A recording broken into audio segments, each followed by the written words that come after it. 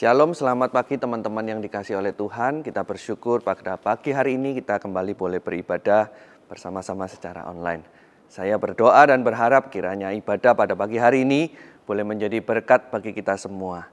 Dan ibadah pada pagi hari ini didasarkan kepada Allah yang menciptakan langit dan bumi. Turunlah kiranya atas kita pertolongan daripada Allah Bapa, Allah Putra, dan Allah Roh Kudus. Amin. Selamat pagi teman-teman, bersyukur karena pada pagi hari ini kita masih diberikan kesempatan untuk beribadah, masih diberi nafas kehidupan untuk bisa datang ke hadirat Tuhan. Mari sekarang kita dengan segala kerinduan, kita mau beribadah, kita mau datang ke hadirat Tuhan, kita mau berikan yang terbaik untuk Tuhan, memuji memuliakan nama Tuhan. Mari sekarang kita memujikan satu lagu, Terindah Bagiku. Kami mau datang ya Tuhan dalam hadirat-Mu Tuhan. Dengan segala jiwa, pikiran, hati kami Tuhan.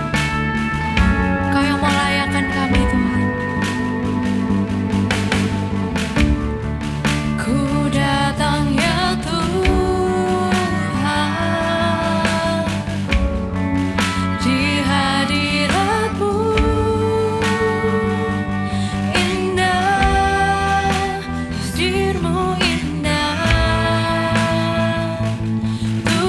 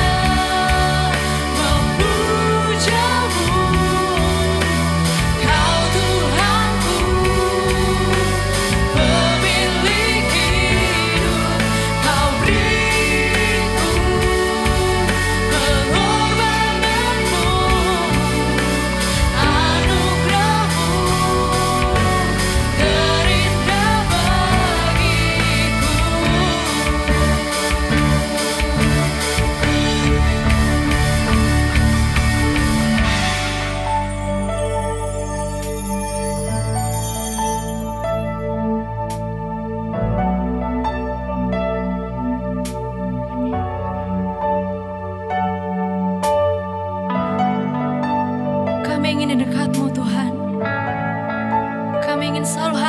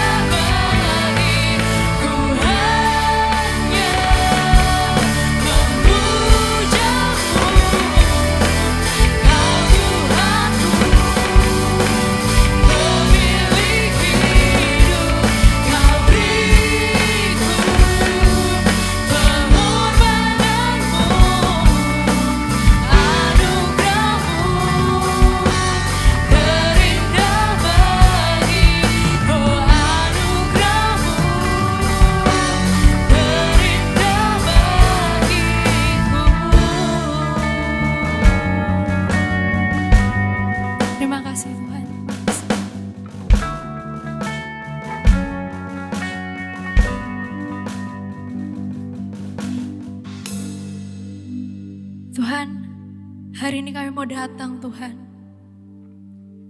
Tuhan tolong layakan kami Tuhan. Anak-anak-Mu ini Tuhan. Yang mungkin dalam seminggu ini banyak melakukan kesalahan Tuhan.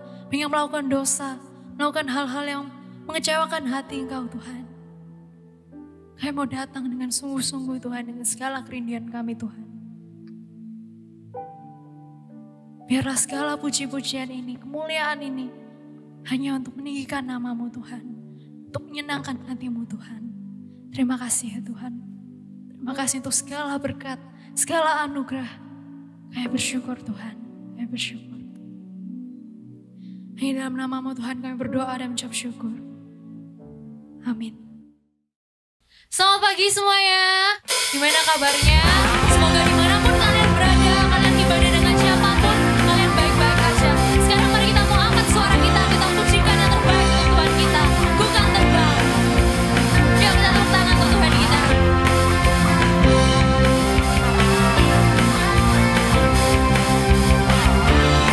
Firman-Mu Tuhan, pelita bagi kakiku, terang bagi jalan.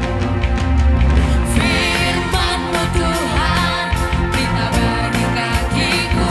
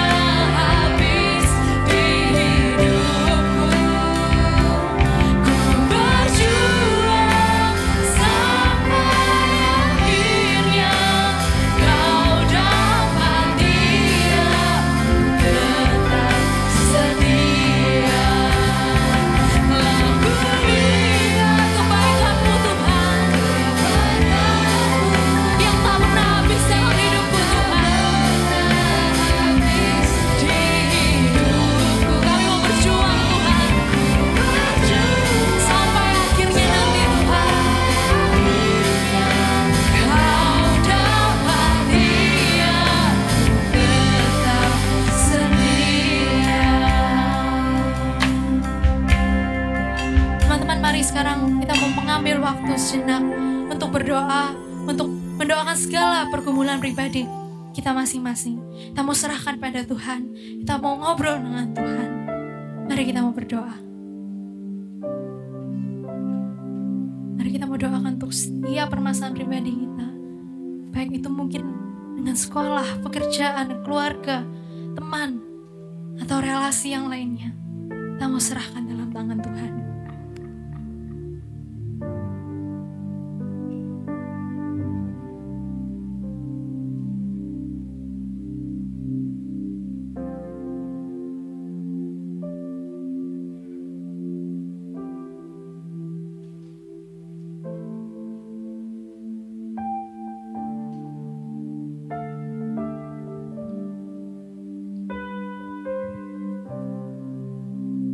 Untuk yang selanjutnya, mari kita berdoa untuk bangsa kita, negara kita Indonesia ini, di mana sebentar lagi kita akan menyambut bulan suci Ramadan. Biarlah Indonesia ini bisa tetap aman. Virus corona ini tidak semakin merebar luas. Kita bisa saling menjaga diri, saling menjaga sesama. Kami berdoa juga untuk vaksinasi yang telah dilakukan oleh pemerintahan. Berdoa untuk segala tenaga medis.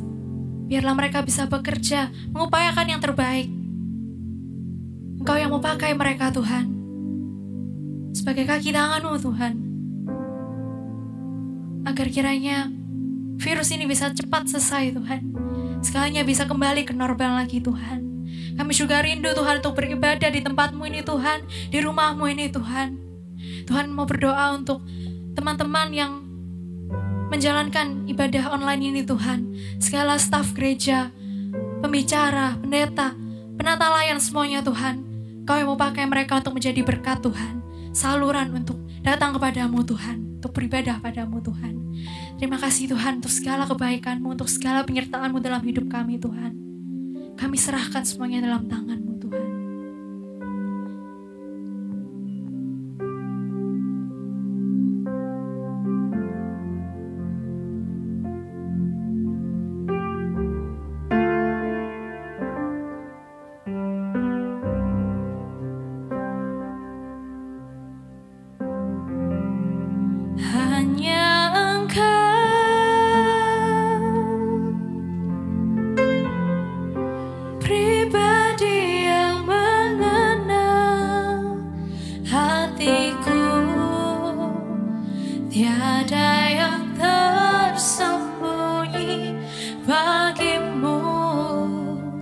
Seluruh isi hatiku Kau tahu, dan bawaku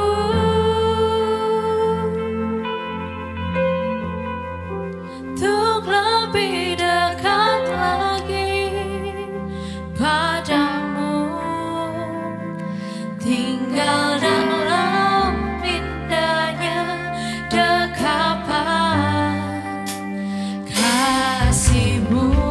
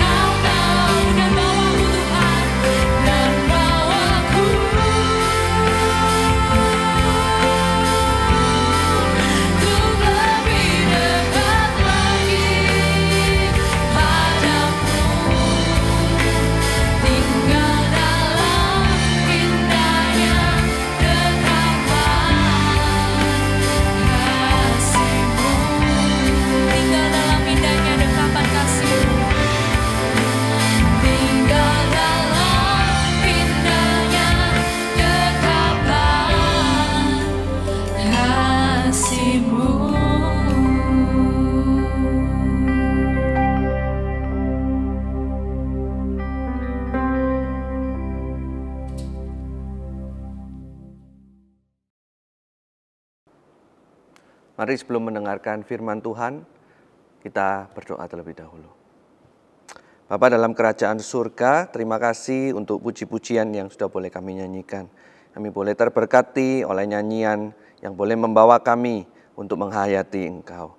Pada saat ini kami juga akan kembali menghayati Engkau dengan mendengarkan firman Tuhan. Selalu ya Tuhan, ketika kami mendengarkan firman, berikan kepada kami hati-Mu, supaya apa yang kami dengarkan bukan hanya menjadi sebuah kata-kata yang hilang di udara, tetapi kata-kata daripada firman Tuhan yang berkuasa itu boleh menjadi bagian di dalam kehidupan kita. Berkati hamba-Mu yang akan menyampaikan, dan berkati kami semua yang akan mendengarkan. Di dalam nama Tuhan Yesus Kristus kami berdoa. Amin. Shalom teman-teman yang dikasihi oleh Tuhan. Saya kembali bersyukur kalau diberikan kesempatan untuk menyampaikan firman Tuhan yang saya percaya boleh menjadi berkat bagi Anda. Firman Tuhan pada pagi hari ini diberikan sebuah judul A Crisis of Passion. A Crisis of Passion, dan diambil dari kitab Matius pasal yang ke-26 ayat yang ke-30 hingga ayat yang ke-46. Matius pasal yang ke-26 ayat yang ke-30 hingga ayat yang ke-46. Demikianlah firman Tuhan. Sesudah menyanyikan nyanyian pujian, pergilah Yesus dan murid-muridnya ke Bukit Zaitun. Maka berkatalah Yesus kepada mereka, malam ini kamu semua akan tergoncang imanmu karena aku. Sebab ada tertulis, aku akan membunuh gembala dan kawanan domba itu akan tercerai-berai. Akan tetapi sesudah aku bangkit, aku akan mendahului kamu ke Galilea. Petrus menjawabnya, biarpun mereka semua tergoncang imannya karena engkau, aku sekali-kali tidak. Yesus berkata kepadanya, aku berkata kepadamu, sesungguhnya malam ini sebelum ayam berkokok, engkau telah menyangkal aku 3 kali. Kata Petrus kepadanya, sekalipun aku harus mati bersama-sama engkau, aku takkan menyangkal engkau. Semua murid yang lain pun berkata demikian juga. Maka sampailah Yesus bersama-sama murid-muridnya ke suatu tempat yang bernama Getsemani. Lalu ia berkata kepada murid-muridnya, duduklah di sini sementara aku pergi ke sana untuk berdoa. Dan ia membawa Petrus dan kedua anak Zebedius sertanya. Maka mulailah ia merasa sedih dan gentar. Lalu katanya kepada mereka, hatiku sangat sedih, seperti mau mati rasanya. Tinggallah di sini dan berjaga-jagalah dengan aku. Maka ia maju sedikit, lalu sujud dan berdoa katanya, ya Bapakku, jikalau sekiranya mungkin biarlah cawan ini lalu daripadaku. Tetapi janganlah seperti yang ku kehendaki, melainkan seperti yang engkau kehendaki. Setelah itu ia kembali kepada murid-muridnya itu dan mendapati mereka sedang tidur. Dan ia berkata kepada Petrus, tidakkah kamu sanggup berjaga-jaga 1 jam dengan aku? Berjaga-jagalah dan berdoalah, supaya kamu jangan jatuh ke dalam pencobaan. Roh memang penurut, tetapi daging lemah. Lalu ia pergi untuk kedua kalinya dan berdoa katanya, ya Bapakku, jikalau cawan ini tidak mungkin lalu, kecuali apabila aku meminumnya, jadilah kehendakmu. Dan ketika ia kembali pula, ia mendapati mereka sedang tidur, sebab mata mereka sudah berat. Ia membiarkan mereka di situ lalu pergi dan berdoa untuk ketiga kalinya dan mengucapkan doa yang itu juga. Sesudah itu ia datang kepada murid-muridnya dan berkata kepada mereka, tidurlah sekarang dan istirahatlah. Lihat, saatnya sudah tiba bahwa anak manusia diserahkan ke tangan orang-orang berdosa.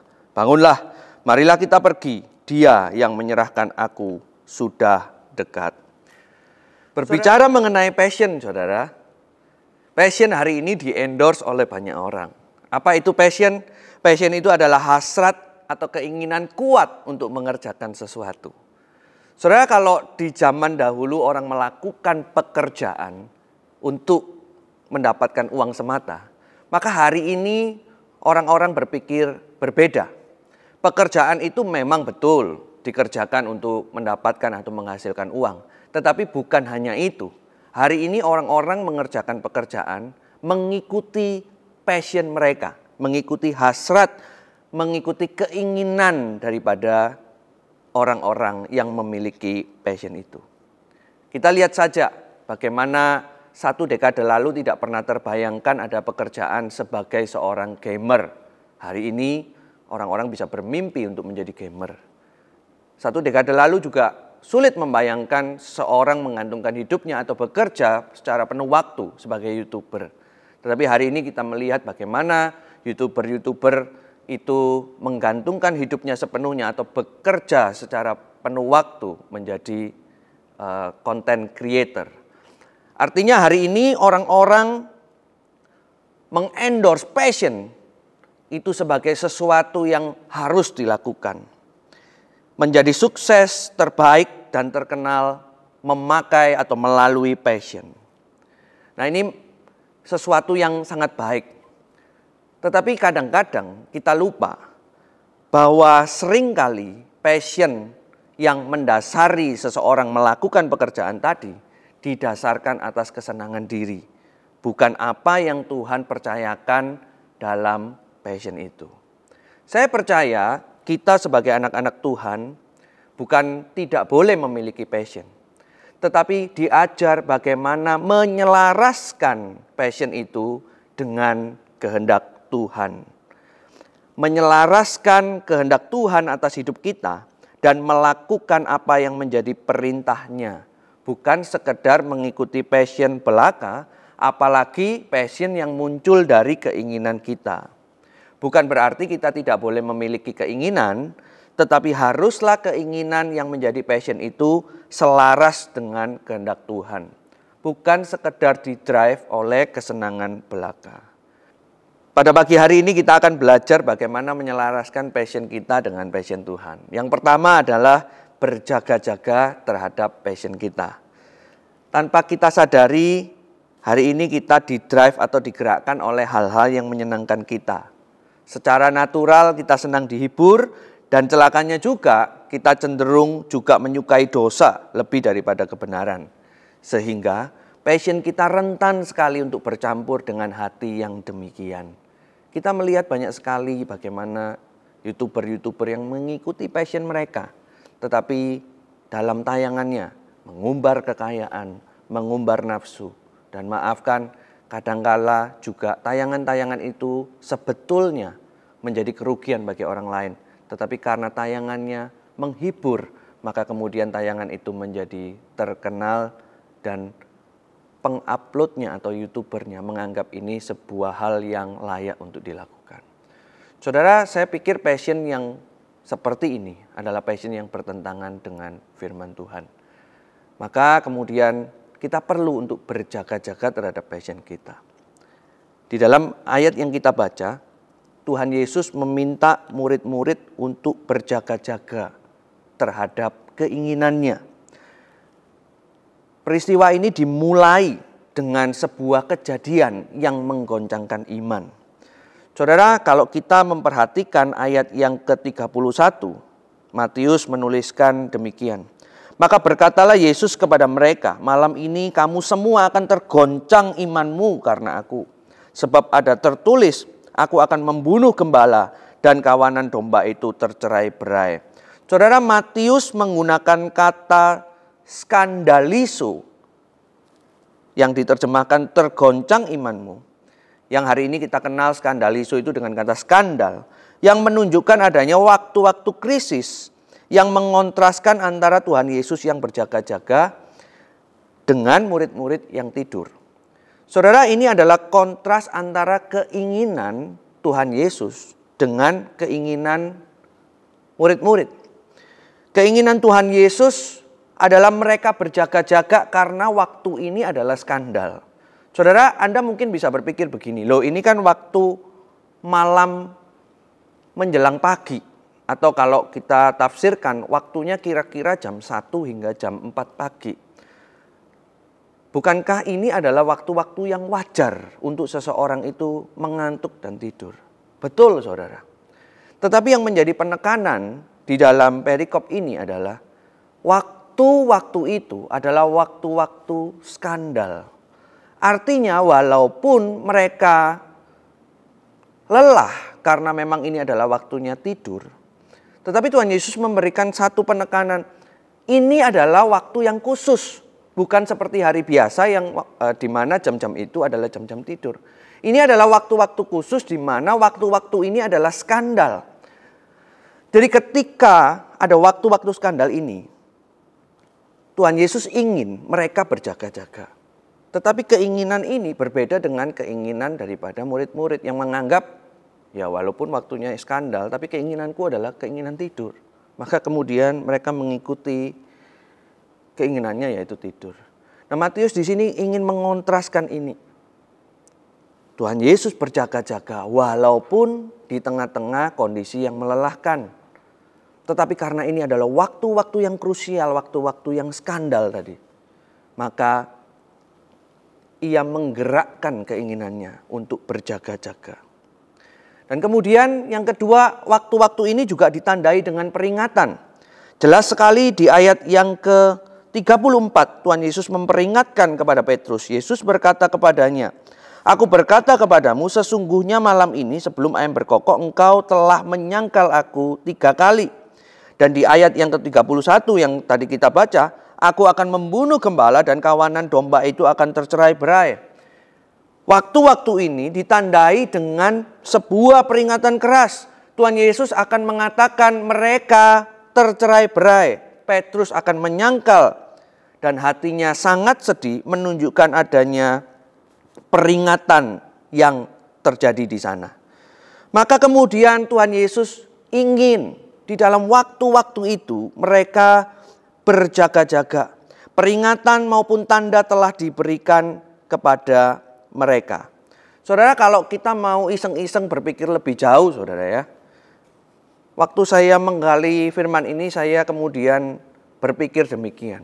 Kalau kemudian Petrus, kedua anak Zebedeus yaitu Yohanes dan Yakobus itu tidur, bagaimana mereka bisa menuliskan kisah ini? Toh mereka juga tidur kok. Nah, saya tidak tahu prosesnya ya, barangkali Tuhan Yesus ketika bangkit kemudian menceritakan kepada Petrus, Yohanes dan Yakobus. Tetapi yang jadi poin penting saya adalah begini. Kendati mereka tidak tahu kejadian yang sebenarnya karena mereka mengantuk, tetapi mereka mencari tahu peristiwa ini dan kemudian setidaknya memberitahukan kepada Matius, Markus dan Lukas untuk menuliskan kepada kita yang kita bisa baca hari ini. Karena peristiwa ini penting. Penting untuk mengajarkan kepada pembacanya waktu itu dan kita semua untuk berjaga-jaga. Sekali lagi, walaupun mungkin mereka waktu itu tertidur atau setengah sadar dan sebagainya, tapi mereka menuliskan dan memberitahukannya kepada kita supaya kita tidak mengulang kesalahan yang sama seperti yang mereka lakukan. Yaitu apa? Berjaga-jaga terhadap keinginan. Saudara, ada kalanya ketika waktu-waktu krisis, keinginan kita itu berbeda sekali dengan keinginan Tuhan. Maka kemudian keinginan yang seperti ini harus dijagai.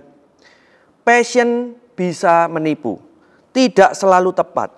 Karena apa yang menjadi kehendak Tuhan bisa kabur. Karena passion yang tidak tepat, karena apalagi jika mengikuti nafsu duniawi. Saudara, kehendak Tuhan bisa kabur karena passion yang tidak tepat. Maka menjadi tugas kita untuk kemudian berjaga-jaga. Saudara, ini adalah sebuah gambar dari seorang yang bernama Bernie Madoff. Saudara, ia adalah terpidana yang telah divonis dengan hukuman 150 tahun penjara di Amerika Serikat pada 14 Juli 2009 karena terbukti berhasil menipu 38.000 orang atau lembaga perusahaan kaya. CNBC memberikan keterangan pada artikelnya pada tanggal 14 April 2021 kemarin, dia adalah mastermind of the nation biggest investment fraud. Penipuan terbesar dalam sejarah sebuah bangsa. Apa yang dilakukannya? Dia menciptakan sebuah sistem keuangan imbal hasil yang nama kerennya adalah Ponzi Scheme. Ponzi Scheme, yaitu program pengaturan simpan uang dengan struktur piramid, di mana sang operator yang berada di pucuk pimpinan paling atas mengatur sekelompok kecil investor yang kemudian dipancing dengan imbal hasil yang besar, cepat, mudah, dan bebas resiko yang sebenarnya diambil dari kelompok investor lain. Jadi sistem keuangannya seperti piramida. Yang paling atas mendapatkan uang yang paling banyak dan kemudian yang di bawahnya mendapatkan uang yang banyak juga, ya, tetapi lebih sedikit daripada yang paling atas. Dan yang berada di bawah, paling bawah piramida ini tidak mendapatkan apa-apa selain menyetor uang untuk kemudian memperkaya yang atas. Nah, tapi pertanyaan yang paling ditunggu-tunggu oleh kemudian orang-orang yang melihat kasus ini adalah demikian. Bagaimana mungkin 38.000 orang atau lembaga bisa tertipu oleh Bernie Madoff? Bukankah dari 38.000 itu ada artis, ada orang-orang yang pandai, dan saya percaya juga ada lembaga-lembaga keuangan yang kredibel yang sebetulnya bisa mengetahui hal ini lebih awal. Kok bisa satu orang ini menipu sebegitu canggih dan gigih? Saudara, jawabnya adalah selain karena Bernie Madoff itu pintar dan rajin, Madoff itu dikenal sebagai a man with good idea who was also a terrific salesman. Seseorang dengan ide yang bagus. Dan kemudian salah satu orang dekatnya berkata, he appeared to believe in family, loyalty, and honesty. Dia percaya di dalam keluarga, kesetiaan, dan kejujuran. Dan kemudian di dalam artikel New York Times, ada seorang yang bernama Julie Creswell dan Landon Thomas Jr. berkata, never in your wildest imagination would you think he was a fraudster. Tidak pernah terbesit dalam imajinasi liar Anda bahwa dia adalah seorang penipu. Hal ini berarti secara tampilan luar, Madoff ini tampak sebagai financier yang baik, yang handal, yang kreatif, yang pandai menjual ide, yang jujur, dan sekali lagi dari pengamatan sepintas, yang memiliki passion yang baik tentang keuangan. Dia kemudian mempromosikan bagaimana sistemnya ini akan membantu banyak orang mengeluarkan dari jerat kemiskinan dan kemudian mendapatkan uang secara legal dengan sistem yang baik. Tidak ada yang menyangka dia adalah seorang penipu. Saudara, tetapi justru yang dilakukannya adalah penipuan terbesar sepanjang sejarah.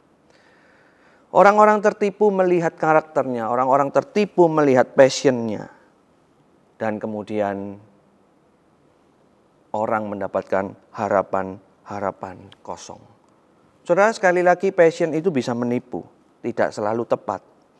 Karena apa yang menjadi kehendak Tuhan itu bisa kabur. Apalagi kalau passion itu mengikuti nafsu duniawi. Nah, saudara, bagaimana dengan passion kita? Apakah passion kita tepat? Bagaimana kita bisa berjaga-jaga? Saudara, Alkitab memberikan cara sama seperti Tuhan Yesus bagaimana berjaga-jaga terhadap keinginannya. Yaitu dengan berdiam diri di hadapan Allah. Kita melihat di ayat yang ke-30, sesudah menyanyikan nyanyian pujian, pergilah Yesus dan murid-muridnya ke Bukit Zaitun. Lalu kemudian dilanjutkan di ayat yang 36, maka sampailah Yesus bersama murid-muridnya ke suatu tempat yang bernama Getsemani. Lalu ia berkata kepada murid-muridnya, duduklah di sini sementara aku pergi ke sana untuk berdoa. Saudara, Tuhan Yesus memberikan contoh bagaimana dia berjaga-jaga terhadap keinginannya. Yaitu bagaimana dia memilih sebuah tempat, sebuah waktu untuk berdiam diri. Saudara, kita perlu, saudara, untuk sesekali berdiam diri. Mengapa berdiam diri? Karena dengan berdiam diri kita bisa merenungkan banyak hal. Mengevaluasi banyak hal, termasuk passion kita. Kita perlu mengambil waktu sejenak untuk kemudian mengevaluasi passion kita. Apakah passion kita ini sesuai dengan kehendak Tuhan? Apakah passion ini melanggar firman Tuhan atau tidak? Atau bahkan kemudian bisa bertanya kepada orang-orang terdekat kita yang sama-sama juga dididik di dalam kekristenan untuk kemudian membantu kita mengevaluasi passion kita. Saudara, bukan berarti kemudian kita tidak boleh punya keinginan, bukan. Tetapi sekali lagi, kalau kita punya keinginan, bawa itu kepada Tuhan. Bukan berarti juga kemudian kalau kita mengikuti seminar-seminar motivasi yang umum, yang bukan Kristen, tidak boleh. Bukan. Kita boleh mengikuti semuanya itu. Tetapi sekali lagi, itu bukan hal yang utama. Yang utama adalah bagaimana keinginan Tuhan menjadi keinginan kita. Kita mesti tanya sama Tuhan, kita mesti berjaga-jaga.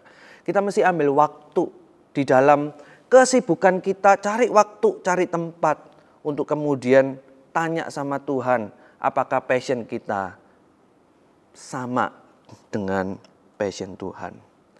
Mari kita belajar melakukannya. Saya percaya kepada orang-orang yang demikian, yang kemudian berjaga-jaga terhadap passionnya, yang mengambil waktu tertentu. Kepada orang-orang yang demikian, Tuhan akan memberikan passionnya. Berdiam diri adalah salah satu tempat paling indah untuk menemukan passion bersama-sama dengan Tuhan. Yang kedua, bagaimana menyelaraskan passion kita dengan passion Tuhan, yaitu dengan berdoa untuk passion kita. Izinkan saya memulai poin ini dengan sebuah kutipan dari Mother Teresa yang berbunyi demikian. Prayer is not asking. Prayer is putting oneself in the hands of God at His disposition and listening to His voice in the depth of our hearts. Jika diterjemahkan, kira-kira demikian. Doa tidak meminta. Doa adalah meletakkan diri di tangan Tuhan pada wataknya dan mendengarkan suaranya di lubuk hati kita. Jelas sekali pada perikop ini Matius mengontraskan pergumulan antara Tuhan Yesus dengan murid-murid yang berdoa. Di dalam keinginannya Tuhan Yesus selain berdiam diri, berjaga-jaga, Tuhan Yesus juga membawanya melalui doa. Dan Tuhan Yesus meminta murid-murid untuk berdoa. Tetapi apa yang dilakukan oleh murid-murid? Murid-murid tertidur. Seolah-olah mau menggambarkan bahwa di dalam pergumulan tentang passionnya, di dalam hatinya yang dikatakan di ayat yang ke-38, sangat sedih seperti mau mati rasanya. Tuhan Yesus membawanya ke dalam doa. Sementara murid-murid ketika tahu hal itu, tetap kemudian tertidur. Ini adalah sebuah kontras antara dunia dengan Tuhan. Yang satu membawa di dalam doa secara serius kepada Tuhan. Yang satu menganggap doa adalah sesuatu yang tidak penting. Atau kalau ada boleh, kalau tidak ada ya tidak apa-apa. Go with the flow. Kemudian yang kedua juga Matius ingin mengontraskan bukan saja pergumulan antara Tuhan Yesus dan murid-murid yang berdoa. Tetapi juga mengontraskan keinginan di hati Tuhan Yesus dengan hati murid-muridnya.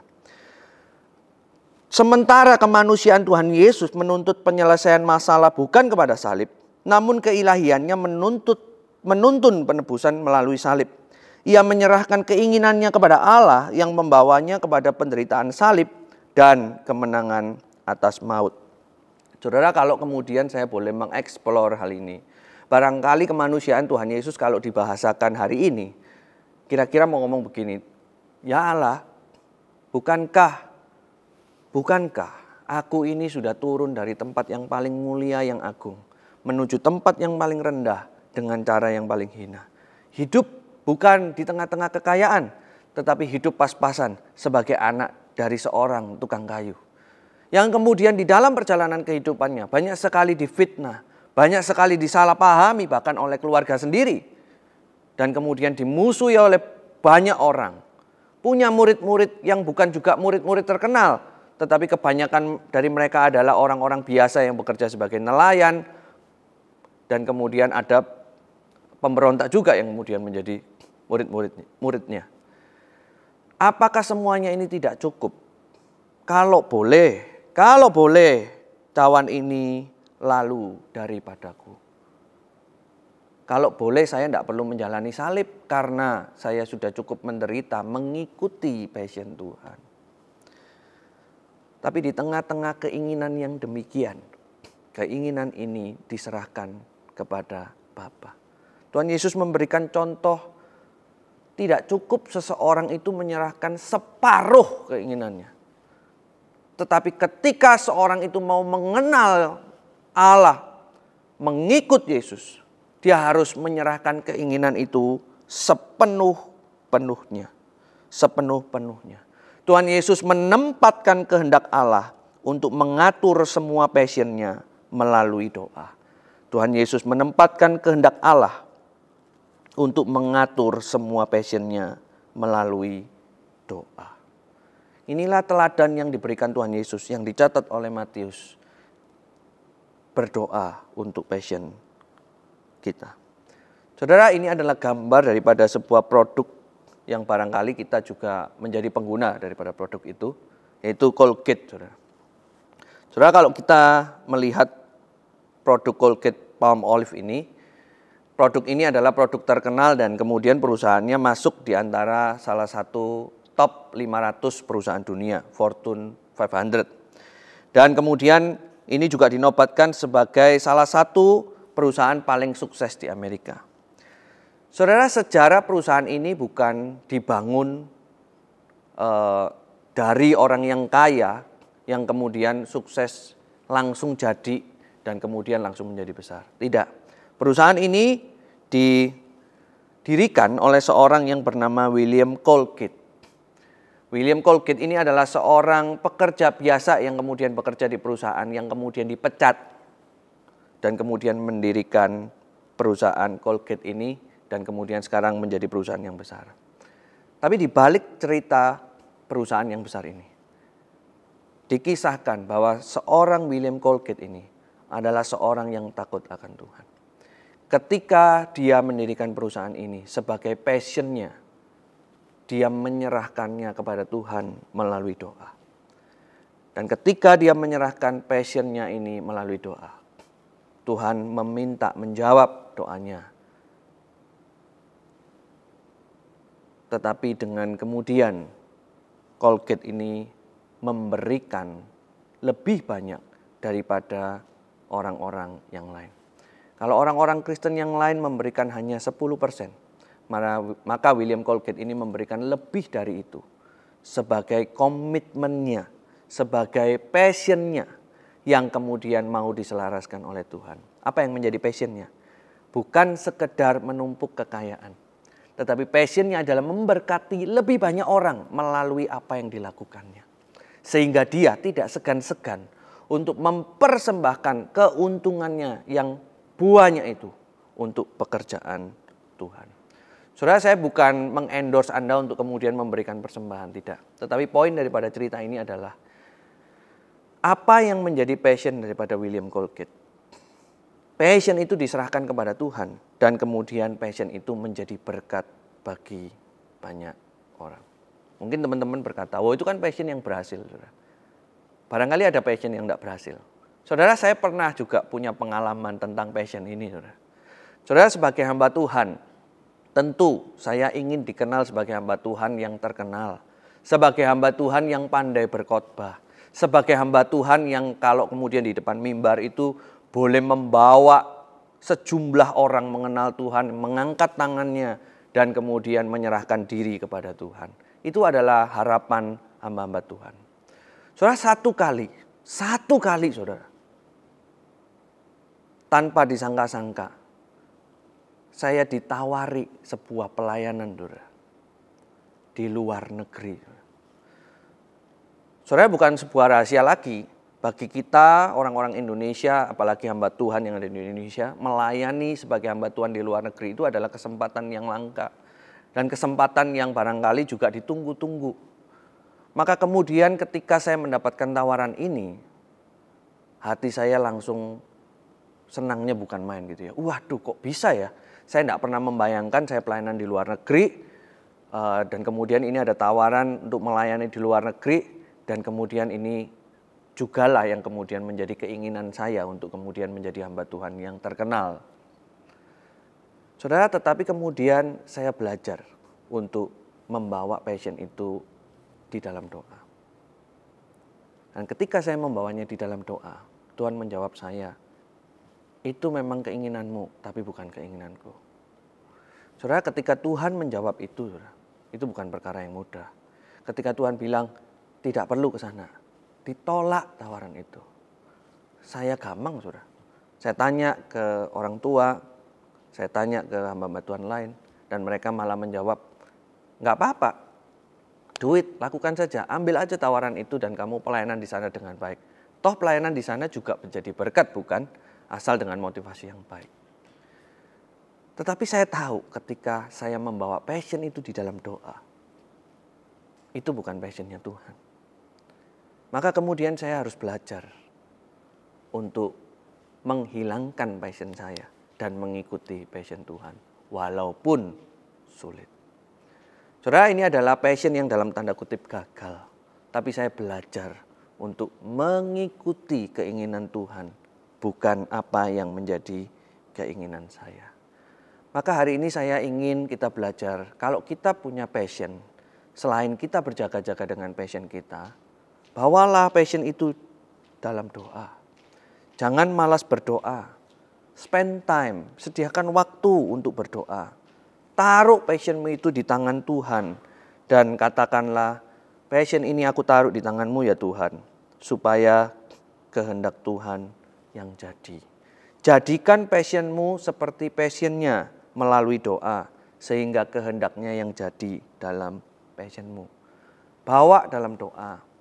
Bisa jadi passion itu selaras dengan keinginan Tuhan. Kerjakan itu. Tetapi kalau kita mendapati bahwa passion kita tidak selaras dengan keinginan Tuhan, selaraskan itu, walaupun harus menolak keinginan kita. Karena keinginan Tuhan atas hidup kita adalah yang terbaik. Sebuah lagu mengingatkan saya tentang sebuah passion, yang saya ingin nyanyikan sebagian liriknya untuk kemudian menguatkan kita semua. Saat keadaan sekelilingku ada di luar kemampuanku, ku berdiam diri mencarimu. Doa mengubah segala sesuatu. Saat kenyataan di depanku mengecewakan perasaanku, ku menutup mata memandangmu. Sebab doa mengubah segala sesuatu. Doa mengubahkan segala sesuatu. Mari kita selaraskan passion kita dengan passion Tuhan. Yang pertama, kita berjaga-jaga terhadap passion kita. Dan yang kedua, kita berdoa untuk passion kita. Kiranya firman Tuhan pada pagi hari ini boleh menjadi berkat bagi kita semua. Untuk kita bukan lagi mengalami krisis with passion, tetapi mengalami kemenangan di dalam hasrat kita. Mari bersama kita berdoa. Tuhan, terima kasih untuk firman-Mu yang boleh mengingatkan kami tentang passion. Kami ingin passion kami bukan hanya didrive oleh keinginan kami, kesenangan kami, tetapi passion kami didrive oleh kehendak Tuhan. Tolong kami ya Tuhan, untuk kami punya waktu berdiam diri dan kemudian berdoa. Kalau hari ini kami menjadi sibuk dan kemudian melupakan Tuhan dan go with the flow. Tuhan, tolong bentuk hati kami. Supaya kami tidak cuek dengan hal itu, tidak go with the flow, tetapi menyediakan waktu untuk kami berdiam diri dan berdoa di hadapan-Mu. Membawa segala pergumulan kami, bahkan pergumulan kami yang paling berat, keinginan kami yang terdalam ke dalam hati Tuhan. Dan biarlah hati Tuhan yang boleh menguasai setiap kami, supaya passion kami selaras dengan passion Tuhan. Tolong setiap kami ya Tuhan, mampukan kami. Kami percaya Allah Roh Kudus menguatkan, memampukan dan menyertai kami di dalam perjalanan mengenai passion ini. Di dalam nama Tuhan Yesus Kristus kami berdoa. Amin. Teman-teman, mari dengan bangkit berdiri kita mau mengikrarkan pengakuan iman kita, pengakuan iman rasuli. Aku percaya kepada Allah, Bapa yang Maha Kuasa, Khalik langit dan bumi, dan kepada Yesus Kristus anak yang tunggal Tuhan kita, yang dikandung dari Roh Kudus, lahir dari anak darah Maria, yang menderita sengsara di bawah pemerintahan Pontius Pilatus, disalibkan, mati dan dikuburkan, turun ke dalam kerajaan maut. Pada hari yang ketiga, bangkit pula dari antara orang mati, naik ke surga, duduk di sebelah kanan Allah, Bapa yang Maha Kuasa, dan dari sana ia akan datang untuk menghakimi orang hidup dan yang mati.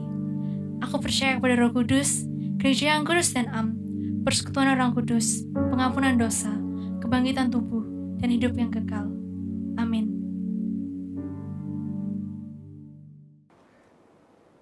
Bersama saya undang kita bangkit berdiri, kita akan mengakhiri ibadah kita dan menerima berkat yang daripada Tuhan. Kasih karunia Allah yang berlimpah-limpah, penebusan daripada Tuhan Yesus Kristus, kekuatan, penyertaan, penguatan daripada Allah Roh Kudus, akan menyertai kita dari sekarang sampai selama-lamanya. Amin. Ibadah kita telah selesai. Teman-teman dipersilakan untuk boleh duduk kembali. Silakan mengambil saat teduh dan Tuhan Yesus memberkati.